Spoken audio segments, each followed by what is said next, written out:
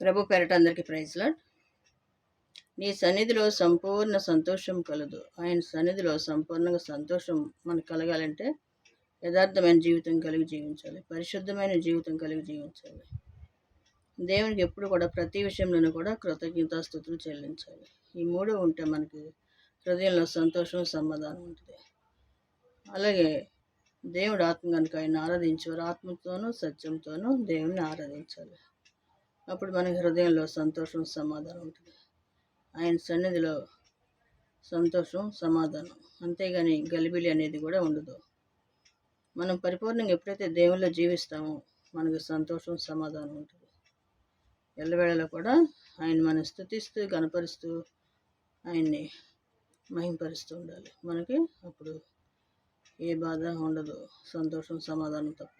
దేవుని కృప మీ అందరికీ మెండుగా దయచేయను గాక. ఆమేన్.